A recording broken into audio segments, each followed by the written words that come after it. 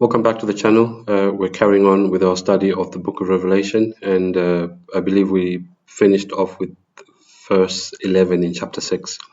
But I'll start in verse 10 just to make sure it makes sense, and we'll carry on until the end of the chapter.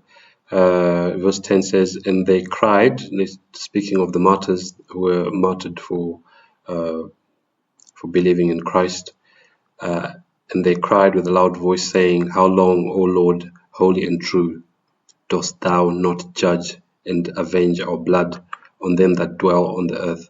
Remember, I explained that the dead know nothing, even according to Ecclesiastes 9 verse 5 and verse 10, and other scriptures, even in the book of Job. In fact, let me look this up quickly. Job, I think it's Job 6 verse 9.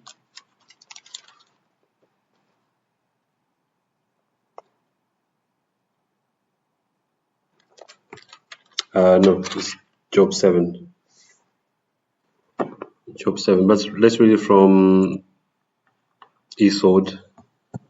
Job 7.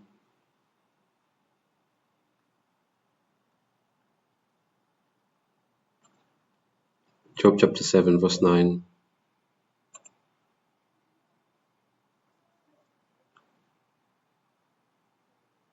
It says, "As the cloud is consumed and vanishes away, so he that goeth down to the grave shall come up no more." And verse 10 says, "He shall return no more to his house, neither shall his place know him any more." So the dead clearly do not know anything. In fact, if we go to the book of Psalms, remember I also referred to Ecclesiastes 9 verse 5 and verse 10. You can read that in your own time, but think Psalms 6 as well.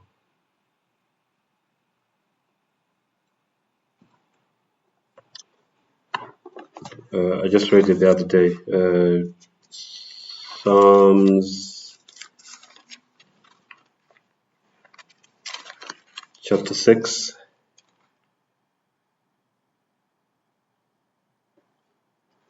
Verse 5. Psalms 6:5 says, "For in death there is no remembrance of thee. In the grave who shall give thee thanks?" So the dead clearly do not know anything. There's nowhere in scripture where we're told that the dead, we're not, the scriptures don't teach an immediate life after death. Okay, that comes from paganism. So why is it talking about the blood of the martyrs crying out? This is symbolic language. It's in the same way that the blood of Abel cried out. Okay, it's justice crying out for something to be done, for God to avenge the dead because of them being killed by the wicked. In verse 11, in white robes. Remember white robes? This has come up many times now. White robes represent righteousness, but the righteousness comes from Christ. It says, white robes were given unto every one of them, and it was said unto them that they should rest in the grave, yet for a little season. This is all symbolic language, until their fellow servants also and their brethren that should be killed as they were should be fulfilled. Now let's carry on with verse 12. It says, "And I beheld when he had opened," and the he being spoken about here is Jesus. Remember that Jesus at the beginning of the chapter is the only one who was found worthy to open the book or the scroll that had the 7 seals on it. So now we are reading about the sixth seal. "And he opened, when he opened the 6th seal, and lo, there was a great earthquake, and the sun." Let's deal with earthquake first before we move on. So we know that this is talking about the Lisbon earthquake, which is mentioned in the Revelation of Things to Come by Robert Whelan.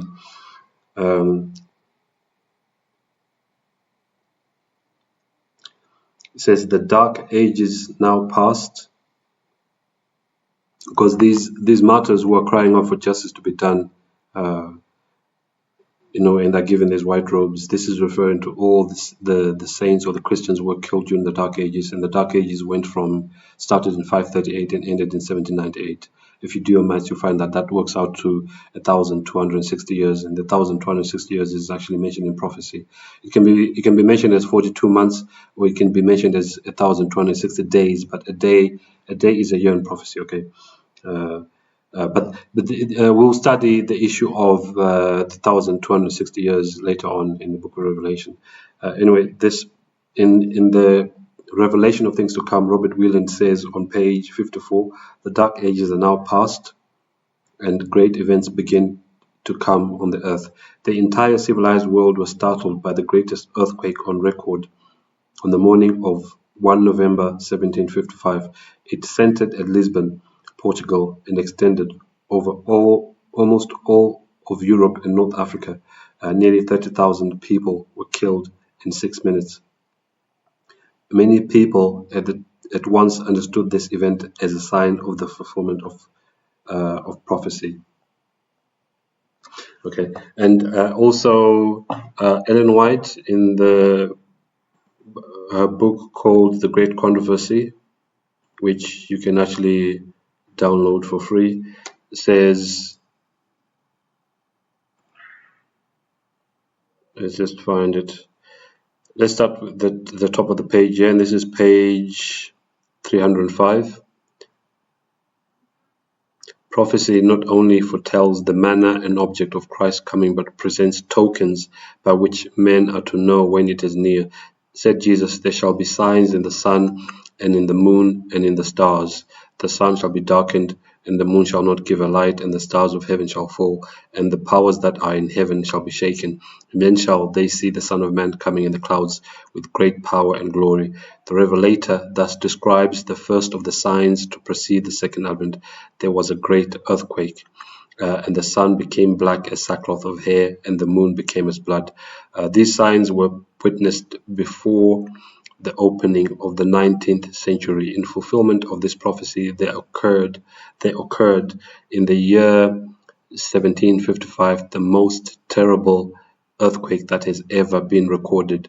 Though commonly known as the earthquake of Lisbon, it extended to the greater part of Europe, Africa, and America. It was felt in Greenland, the Greenland that Trump keeps talking about, saying he wants America to own Greenland.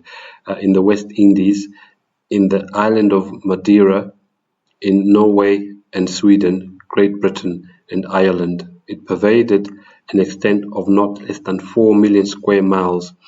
In Africa, the shock was almost as severe as in Europe. A great part of Algiers was destroyed, in the short distance from Morocco, a village containing 8 or 10,000 inhabitants was swallowed up. A vast wave swept over the coast of Spain and Africa, engulfing cities and causing great destruction. It was in Spain and Portugal that the shock manifested its extreme violence. So, although it was called the Lisbon earthquake, and Lisbon is in Portugal, this earthquake covered a vast area on the earth and affected many continents. At Cadiz, the inflowing wave was said to be 60 feet high. Mountains, some of the largest in Portugal, were impetuously shaken, as it were, from their very foundations, and some of them opened at their summits, which were split and rent in a wonderful manner, huge masses of them being thrown down into the adjacent valleys. Flames are related to have issued from these mountains. At Lisbon, a sound of thunder was heard underground, and immediately afterward a violent shock threw down the greater part of that city. In the course of about 6 minutes, 60,000 persons perished. So Robert Wieland says, he puts the number at 30,000 who were killed in 6 minutes. Ellen White says 60,000. 60,000 right here. Persons perished. The sea first retired and laid the bar dry. It then rolled in, rising 50 feet or more above its ordinary level. Among other extraordinary events related to have occurred at Lisbon during the catastrophe was the subsidence of a new quay built entirely of marble at an immense expense. A great concourse of people had collected there for safety as a spot where they might be beyond the reach of falling ruins, but suddenly the quay sank down with all the people on it, and not one of the dead bodies ever floated to the surface. Yeah, it goes on to talk about churches and convents being destroyed, public buildings and houses, and fires breaking out. The earthquake happened on a holy day when the churches and convents were full of people, very few of whom escaped. The terror of the people was beyond description. Nobody wept. It was beyond tears. Okay, I won't read on, but let's go back to Revelation chapter 6.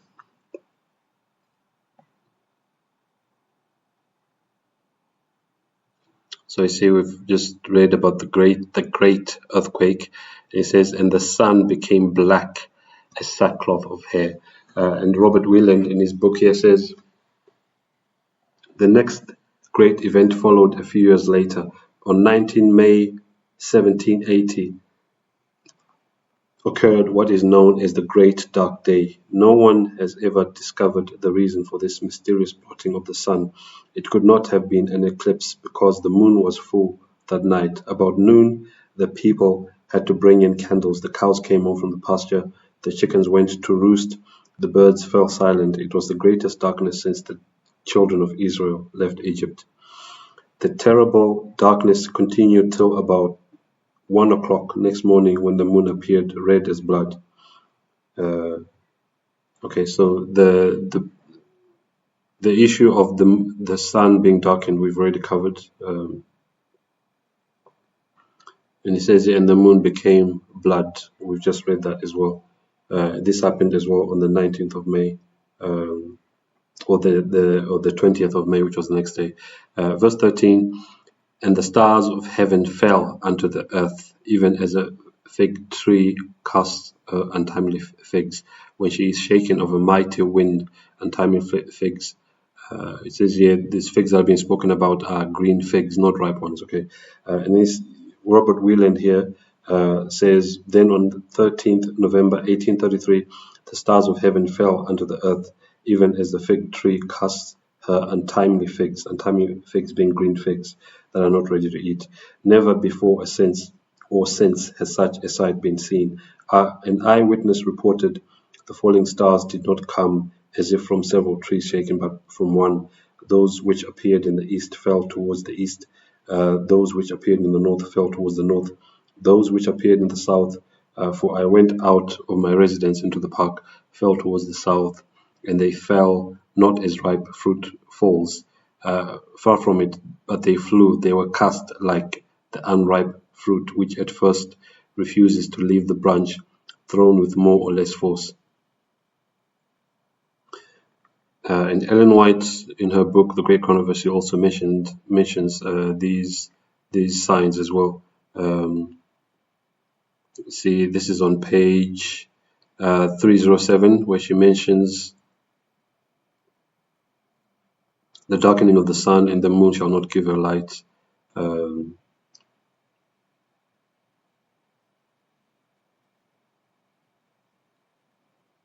Yeah, she talks about all this. I don't want to bore you by reading all this. You can read it for yourself. In fact, this is page 318 here. It's page 318 and onwards. The next sign that is spoken about in Revelation 6 is in verse 14, and the heaven departed as a scroll when it is rolled together, and every mountain and island were moved out of their places. Now, this actually hasn't happened. What's being mentioned in verse 14 hasn't happened yet. This will happen at the second coming of Christ, okay?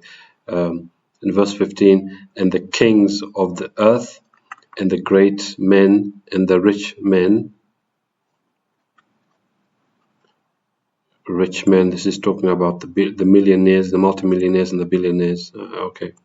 We all know who they are, those that will be alive at the time, and the chief captains, those who have high positions in the military, and the mighty men and every bondman and every free man, bondmen, slaves, those who are slaves, because slavery will there is slavery right now today in 2026, and slavery will continue until the second coming of Christ.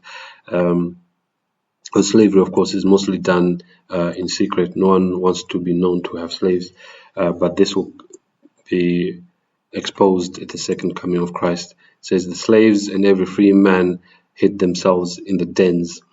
So even amongst the slaves and those who are not slaves, the free men, there will be found those who are wicked. It says they will hide themselves in the dens and in the rocks of the mountains. They will hide because they will be terrified by the second coming of Christ, and by his brightness. Verse 16, and said, so all these men here and women, the great men, the rich men, the kings, the captains, the chief captains, the slaves and the free men, they will say to the mountains and rocks, fall on us and hide us from the face of him that sitteth on the throne. This is talking about Jesus, and from the wrath of the Lamb. Okay.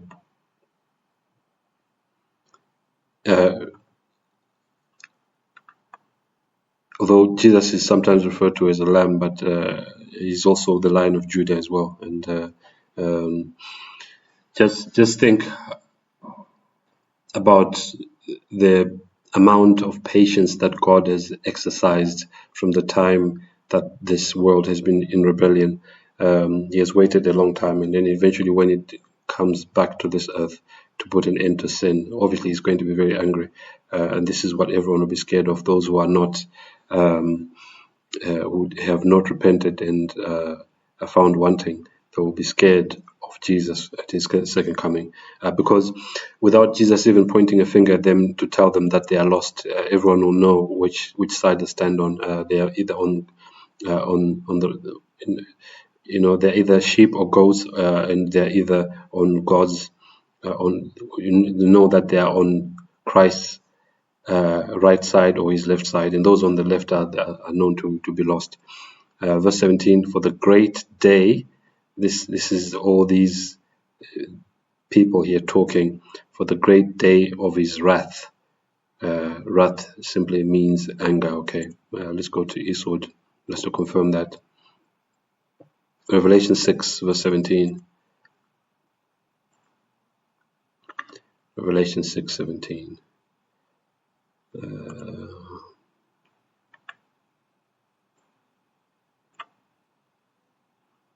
The great day of his wrath.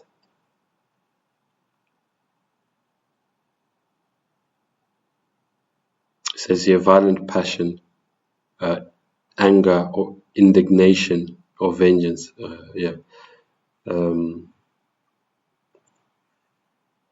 For the great day of his wrath, or the great day of his anger, or righteous indignation is come, and who shall be able to stand? So there's a question here that is put forth at the end of chapter 6, and this, in terms of who shall be able to stand, we shall read the answer to this question in chapter 7, which we'll deal with next time. Yeah, that's the end of chapter 6. I hope I've covered everything. And if anything doesn't make sense to you, or if you've got any questions, you can put them in the comment section. But thanks for watching the video, and I'll see you on the next one. God bless.